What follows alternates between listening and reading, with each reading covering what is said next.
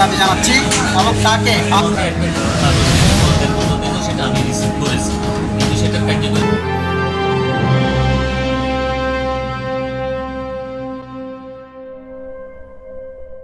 চট্টগ্রামের বোয়ালখালীতে কোচিং সেন্টারে ও বাসায় ছাত্রীদের শারীরিক সম্পর্ক করতে বাধ্য করত কম্পিউটার ল্যাব অপারেটর সবুজ চক্রবর্তী অভিজিৎ।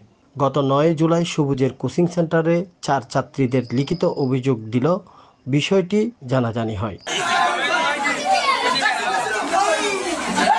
সবুজ চক্রবর্তী অভিজিৎ পটিয়া উপজেলার কেলিশহর ইউনিয়নের বাসিন্দা।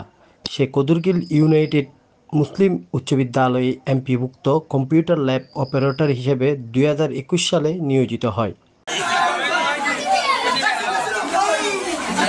যে ঘটনা ইতিমধ্যে হয়েছে এটার বিচারের দাবিতে আমরা অবরোধ করতেছি।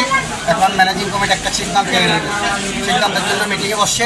ম্যানেজিং স্কুলের শিক্ষকের এরকম অপকর্মের আমরা বিচার দাবি জানাচ্ছি এবং তাকে আইনের আওতায় এনে কঠিন শাস্তির ব্যবস্থা করার আবেদন জানাচ্ছি।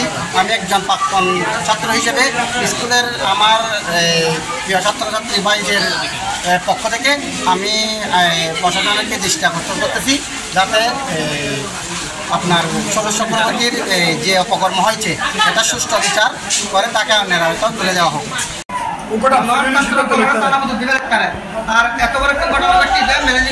একটি বাড়িতে ঘর ভাড়া নিয়ে ক্যাম্পাস নামে একটি কোচিং সেন্টার খোলেন। এছাড়া এর অদূরে চৌধুরীহাট এলাকায় বাসা ভাড়া নিয়ে একা থাকেন, যদিও তিনি বিবাহিত বলে জানা গেছে। কোচিং সেন্টারে ও বাসায় একাধিক ছাত্রীকে শারীরিক সম্পর্কে বাধ্য করার কদুরকিল ইউনাইটেড মুসলিম উচ্চ বিদ্যালয়ের প্রধান শিক্ষকের কাছে অভিযোগ করেছে 4 জন ছাত্রী। ছাত্রীর অভিযোগ দেওয়ার কথা জানতে পেরে সবুজ ওই দিনেই বিদ্যালয়ের প্রধান শিক্ষকের কাছে ব্যক্তিগত ও পারিবারিক কারণ দেখিয়ে পদত্যাগপত্র জমা দেন। এসব ঘটনা জানাজানি হওয়ার পর এলাকাবাসী বৃহস্পতিবার দুপুরে বিদ্যালয়ের সামনে সবুজের বিচার চেয়ে বিক্ষোভ করেছে।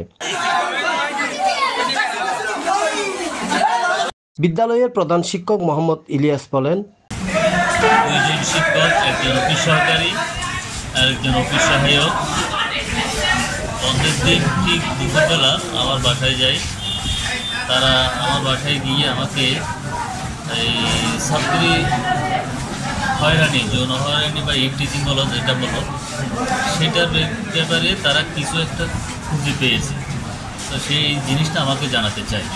আমাদের স্কুলের একজন কম্পিউটার ল্যাব অপারেটরের সাথে একাধিক ছাত্রী এ ধরনের অবৈধ কার্যকলাপের সাথে জড়িত হওয়ার খবর আমরা পেয়েছি, যার পরিপ্রেক্ষিতে আমরা নিজেরা আমাদের স্কুলের সম্মান রক্ষার্থে ওই শিক্ষক বা ওই ল্যাব অপারেটর ওই কাজে জড়িত কিনা সেটা আমরা ভিতরে একটু তদন্ত করতেছি।